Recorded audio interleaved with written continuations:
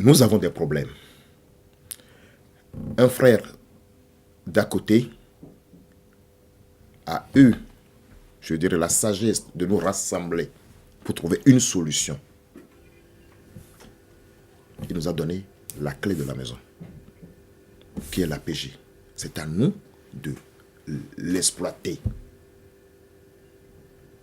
Mais quand les pontes du pouvoir, dans leurs déclarations, interviews ou émissions, disent que l'APG est caduque, alors que on a exploité l'APG seulement aux 2/3. La preuve, on est dans la diaspora. Moi, j'étais le président délégué du mouvement de la diaspora togolaise en Europe. Nous avons travaillé pour qu'on puisse mettre la diaspora dans cet APG. On devrait nous redonner le droit de vote, par exemple, à l'étranger. Mais les Togolais de la diaspora n'ont pas le droit de vote. Donc on ne peut pas nous dire aujourd'hui que l'APG est caduque. Vous avez signé un accord. Vous n'utilisez pas cet accord à 100%. Vous laissez ça de côté, vous créez autre chose. Non, ce n'est pas sérieux. Ce n'est pas sérieux. Aujourd'hui, nous avons plus de 2,5 million Togolais à l'étranger. On ne vote pas. Pourquoi on ne peut pas voter? Nous avons des consulats, des ambassades, des consuls honoraires. Comment enrôler un Togolais? Mais en Belgique ici, c'est quoi? Il suffit de demander d'aller à l'ambassade. En une période de 15 jours, bien un mois, les gens iront s'enrôler. Pourquoi le parti au pouvoir a peur de sa diaspora? Alors que c'est cette diaspora-là qui est le poumon économique du pays. Via les transferts que nous faisons. Et pour nous endormir un peu, ils ont créé un programme de la diaspora qui est dirigé par un de mes amis, Antoine Bekobou, recruté après la candidature par le PNUD. Il était aux États-Unis. Mais aujourd'hui, je peux vous dire aujourd'hui, pratiquement 10 mois, il traîne 10 mois d'impayés de salaire. Antoine Bekobou, le coordonnateur du programme de la diaspora au Togo, n'a pas un bureau digne de ce nom. Il a un bureau de 10 mètres carrés. Antoine Bekobou est là pendant que on crée au ministère des Affaires étrangères une direction des Togolais de l'extérieur. C'est aberrant. Comment on peut avoir une direction des Togolais de l'extérieur alors que vous avez un coordonnateur de la diaspora? Il y a un problème quelque part. Et comment voulez-vous que cette diaspora-là va vous appuyer? Certes, il y a des consultants, les professeurs qui viennent, les médecins qui viennent, mais la personne qui s'occupe de ce programme-là n'a même pas un secrétaire. Il traîne de gauche à droite. Il est reparti maintenant, il est aux États-Unis. Il se pose la question, est-ce qu'il doit revenir ou pas? Dans les années 90, nous avons crié. Nous avons marché.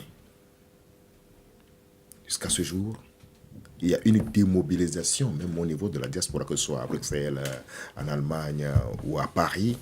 C'est parce que notre stratégie à l'époque est devenue obsolète.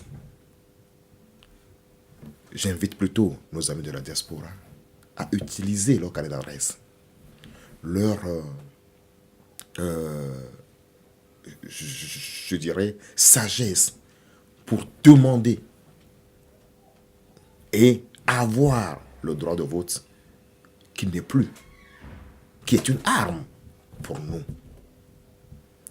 Et j'invite aussi nos amis de la diaspora de ne pas croire que, à force de dénigrer, d'insulter les acteurs politiques du pays, qu'ils seront les bienvenus. Parce que, quoi qu'on dise, il y a certains qui sont au Togo, qui vivent, et qui vivent bien. Selon vous, comment faire en sorte pour vaincre le cygne indien qui plane depuis des lustres sur le Togo? Il y a un péché originel qui est l'assassinat de Sylvanus Olympio en janvier 63. Tant qu'on n'arrive pas à liquider ce dossier d'assassinat de Sylvanus Olympio, le Togo aura toujours des problèmes. Tant que le corps de Sylvanus Olympio ne reviendra pas au Togo, où on va faire les honneurs nationaux dignes de ce nom, le Togo aura des problèmes. Parce que nous avons arraché cette indépendance dans la joie, dans la paix. On nous l'a arraché dans le sang. Et ceux qui ont fait ça sont là. Tant qu'on n'a pas fait un travail de mémoire sur cet assassinat et que cette réconciliation tant souhaitée par les Togolais n'arrive pas, il y aura un problème.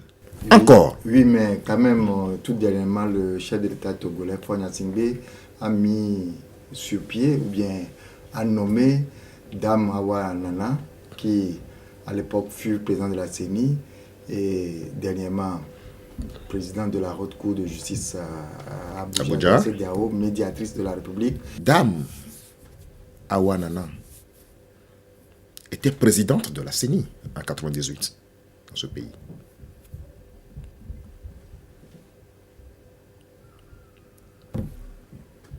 Le soir, elle nous a dit qu'elle a des pressions, qu'elle ne peut pas proclamer le résultat. Parce que nous savons que ce n'est pas à l'avantage du RPT, du candidat du RPT. Elle a démissionné. Et c'est le ministre de l'Intérieur, le général Memen, qui a proclamé les résultats, donnant la victoire au feu Gnassingbé et Adema. Si le pouvoir veut réellement apaiser ou bien réconcilier les Togolais, ce n'est pas en nommant cette dame. De grâce, il y a des compétences, même à unir. Il y a des compétences, il y a des têtes bien faites dans le parti au pouvoir et qui ont un consensus. Il y a des noms, quand on dit, qui sont d'unir, mais tout le monde dit chapeau. On les respecte. Pourquoi nous narguer en nous envoyant encore cette dame? Comment Awa Nana, mais ce qu'elle a fait, mais c'est un coup d'État. Une dame qui a créé, je dirais, des problèmes. Des problèmes parce que nous savons très bien qu'en 1998, mais il y avait eu des morts. Les Togolais ont fui le pays. De ce côté, il n'y a pas seulement que la politique qui a du pain sur la planche au Togo. Et en tant qu'acteur au niveau politique, vous l'êtes également sur le plan sportif pour avoir été manager de la Fédération togolaise de football. Le Togo, votre pays, comme on le sait, a été quart de finaliste à la précédente édition de la CAN en Afrique du Sud. Mais ce pays n'a pas pu se qualifier pour l'édition présente de la CAN qui se joue en Guinée équatoriale. Et la Fédération togolaise de football, instance dirigeante de cette discipline au Togo, traîne en longueur une sempiternelle crise. Aujourd'hui, à la tête de cette fédération, il y a un comité de normalisation. Comment, selon vous, peut-on parvenir à une réelle normalisation des activités au sein de cette fédération? Merci. Je suis vice-président de la Ligue Lomé Golf à Lomé, et président de club. J'ai été moi-même joueur. Et je suis triste. Je suis triste parce que notre football est tombé, je dirais, dans les mains de certaines personnes qui n'ont pas d'amour réellement pour ce football.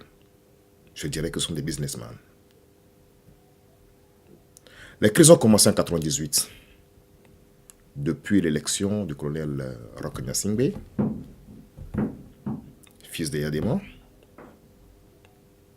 Et il y a, je dirais, une tension qui ne dit pas son nom au sein des acteurs. Parce qu'au Togo, tout est politique. Que ce soit football ou quoi, tout est politique au Togo. Et notre fédération, je dirais, est plus politisée. C'est vrai, il y a eu la qualification au Mondial 2006 en Allemagne. Le Togo a brillé par, je dirais, son incompétence au niveau de l'organisation.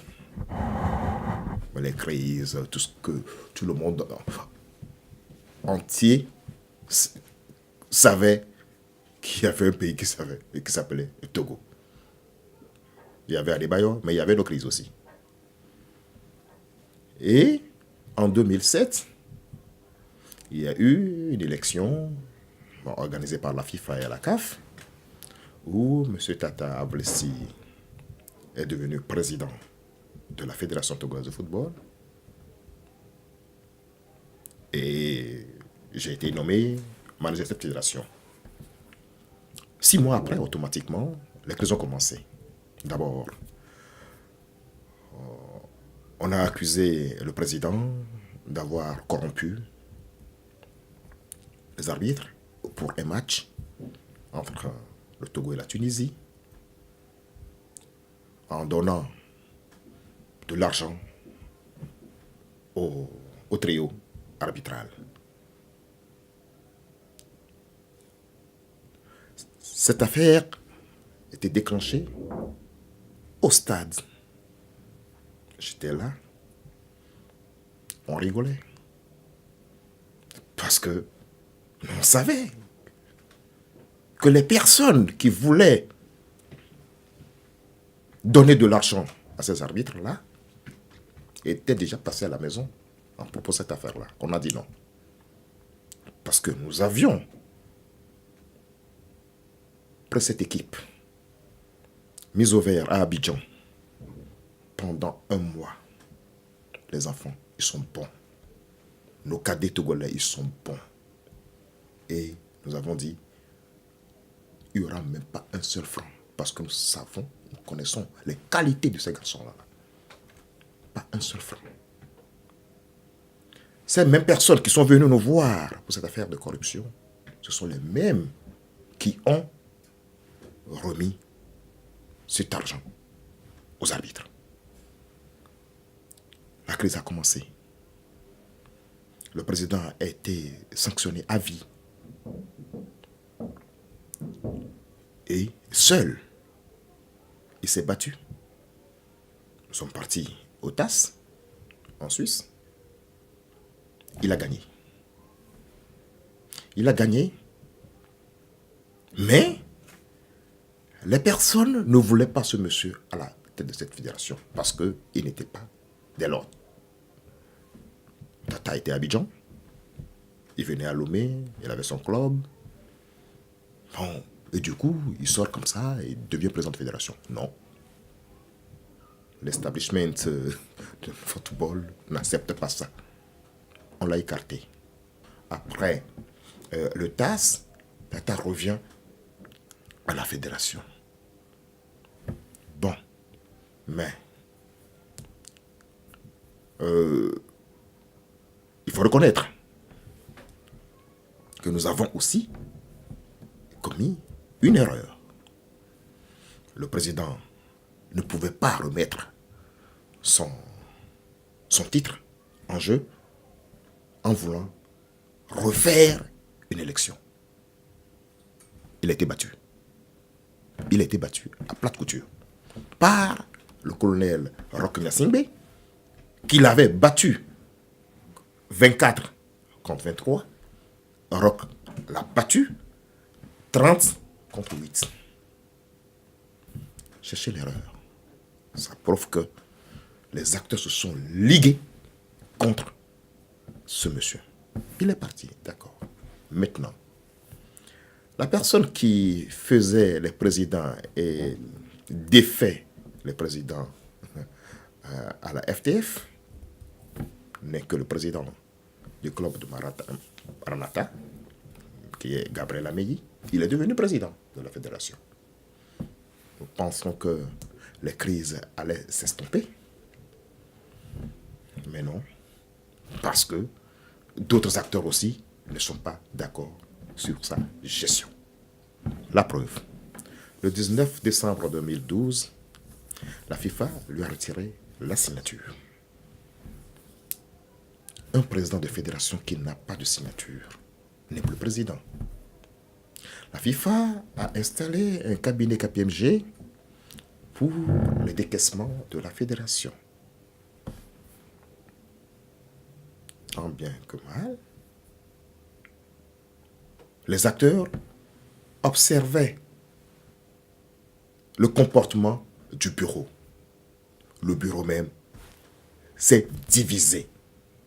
Le premier vice-président, le deuxième vice-président, les conseillers, ils ne sont plus en odeur de sainteté avec le président. Mais on doit organiser le championnat. Mais c'est un président, c'est un bureau exécutif soudé qui doit gérer les affaires courantes de la fédération. Qu'est-ce qu'on fait? Ou bien qu'est-ce qu'on voit? Avec de l'argent, le président décide que tel serait président, ou bien champion de telle division. Non. Moi, j'ai jamais vu ça. Jamais vu. Et les arbitres sont, je dirais, corrompus. Et tous les matchs sont, je dirais, téléguidés. Et les choix des commissaires au match, non, c'est trop. Donc les gens ne peuvent pas accepter qu'on les triche tout le temps, d'où il y a eu un blocage. Pendant pratiquement 3 ans, le président sortant n'a pas organisé le championnat de Détroit, par exemple. À 6 mois des élections, il veut organiser la division Détroit parce qu'il veut avoir des voix. Nous avons dit non. Vous étiez où pendant 3 ans? Les joueurs étaient là. Pourquoi vous n'avez pas organisé les Détroits? Parce que vous sentez que si vous allez aux élections, vous allez perdre. Donc, il a préféré plutôt créer la Détroit et coopter des clubs, aller aux élections et avoir des voix. Nous avons dit non. Heureusement, la FIFA a accepté notre doléance et n'a pas pris en compte la Détroit. Mais le gros problème de notre fédération, c'est le corps électoral. Pour nous, en tant que deuxième vice-président de la Ligue de Lomé Golf, et ce que j'ai proposé au comité de normalisation et au Premier ministre d'ailleurs, c'est d'éclater le corps électoral. Nous avons des districts au Togo.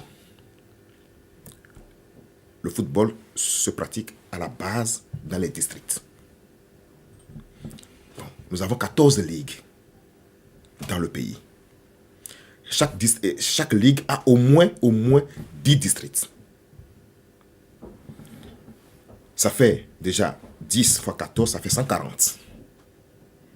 Plus les 14 ligues, ça fait 154. Les D1, ça fait 12. Nous sommes déjà à 162. Les D2, nous sommes 22. Les D3 à 18. En gros, le corps électoral ira à 190 votants. Aujourd'hui, il vous faut 26 voix. Si j'arrive à donner 1 million à certains, 2 millions, 3 millions, fois 26, bingo, je deviens président de la fédération. Nous proposons aujourd'hui d'éclater ce corps électoral et donner le droit de vote au district parce que le football commence à la base. Alors là, quel a été l'accueil à vous réserver par rapport à votre proposition? J'ai rencontré le président du comité de normalisation, le ministre Antoine Folly, la semaine dernière avant mon départ sur Bruxelles. Il a pris en compte notre proposition. Et déjà, vendredi passé, il y avait une réunion avec les D1, les D2 pour déclencher déjà les compétitions le 15 mars prochain. Mais il y a un groupe que nous appelons les G36, enfin, composé des présidents de clubs D1, D2, D3, qui n'acceptent pas la nomination par la FIFA de M. Antoine Folly, l'ancien ministre des Sports. L'article 7, alinéa 2, des statuts de la FIFA disent qu'en cas de crise, la FIFA installe un comité de normalisation. Et dans nos statuts, les statuts de la Fédération togolaise de football, les décisions de la FIFA ne sont pas attaquables. Que ce soit une souris que la FIFA envoie, une poule, la Fédération togolaise de football est obligée de respecter parce que nous-mêmes, nous avons écrit ça dans nos statuts. J'étais membre de cette commission des tests en 2008. On a dit ça. J'ai dit à nos amis, ça ne sert à rien de créer une fronde pour bloquer les activités de la fédération. Soit la FIFA va sanctionner le Togo,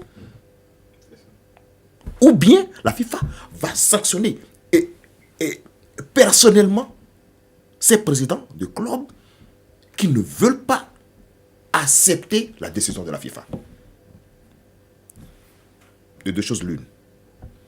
Soit vous allez vous aligner, vous irez dans les commissions, parce que la FIFA a donné 1 an pour revoir les tests.